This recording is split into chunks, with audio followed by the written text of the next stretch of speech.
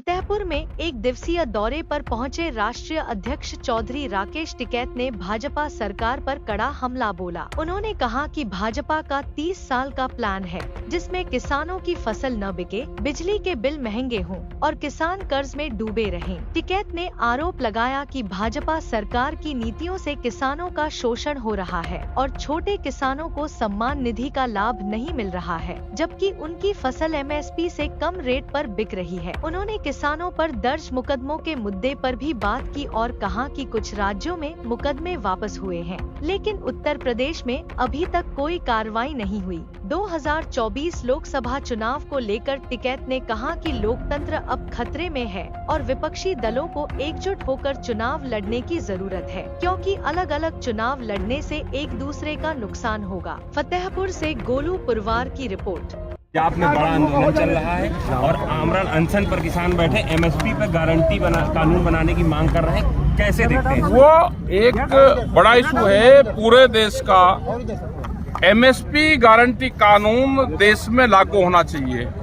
अगर वो लागू हो जाएगा, चाहे वो बिहार का किसान है या पूर्वांचल का किसान है या वो उड़ीसा का है, जो सरकार ने 23 फसलें पे MSP घोषित कर रखी 23-24 पे, उस पर कानून बन जाएगा तो उसके कम पे खरीद नहीं होगी। ये कानून हम चाहते हैं और सब लोग चाहते हैं उस पर। अभी कल एक रिपोर्ट आई जो कांग्रेस के जो चेन्नी जो MP है पंजाब से, उनकी अध्यक्षता में एक कमेटी बनी थी, तो उन्होंने एक रिपोर्ट दी है, उसमें सिफारिश की है इस तरह की।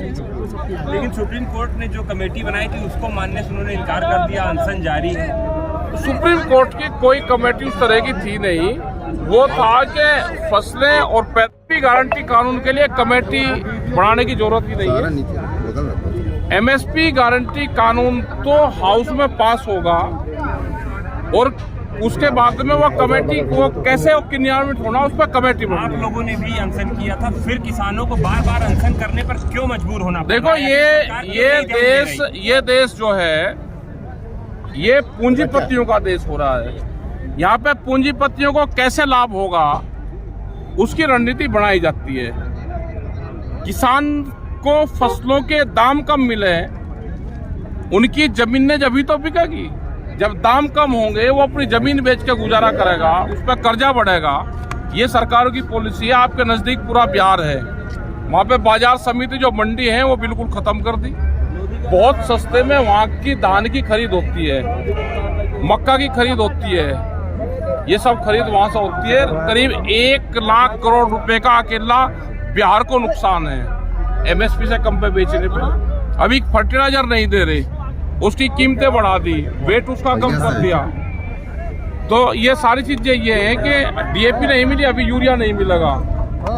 ये फसलें से किसान नफरत करने लगे जमीन से और अपनी जमीन। किसको फायदा पहुंचाना चाहते हैं? ये बड़ी जो पूंजीपति है, पूंजीवाद। आप एक जिम्मेदार संगठन है, आपकी क्या रणनीति है आगे? हमारी रणनीति ये है कि पूरे देश को हम इकट्ठा कर रहे हैं और एक बड़ी लड़ाई MSP गारंटी कानून की, एक बड़ी लड़ाई देश के किसानों को लड़नी पड़ेगी।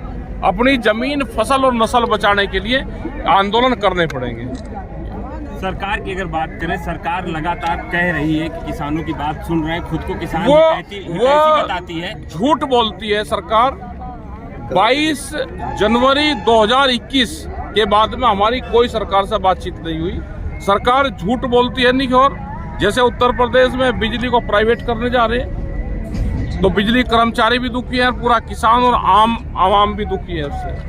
ये सिर्फ एजेंडा चला रहे हिंदू मुस्लिम का कि जनता उधर तब्दील होती रहे और हम इनकी जमीन जायदादों पे कब्जे करते रहे। पट्टे की जमीन सारी कैंसिल कर दी। जहाँ पे भूमि अधिग्रहण हो रहा है वहाँ पर सर्कुलेट नहीं बढ़ रहा। क्या 12 के बाद में देश में 12 के बाद में क्या महंगाई नहीं बढ़ी? महंगाई बढ़ी तो भूमि के सर्कुलेट भी बढ़ने चाहिए। अंबेडकर पर कल सदन में अमित शाह ने बयान दिया है, कहा है कि अंबेडकर अगर इतना कांग्रेस रट रही होती तो स्वर्ग पहुंच जाती। उन्होंने समाज के लिए बहुत काम किया और उन पे इस तरह की टिप्पणी करना ये दर्शाता है सरकार का, इनकी पॉलिसी के इतिहास को ये मिटाना चाहते हैं। जो भी पुरानी हमारी धरोहर है, जो पुराने हमारे नामचीन लोग हैं, जो पुराने घराने हैं, उनको सबको खत्म करना चाहती है, इतिहासों में संशोधन करना चाहती है, जो ये उन चीजों से दर्शाता है। ठीक।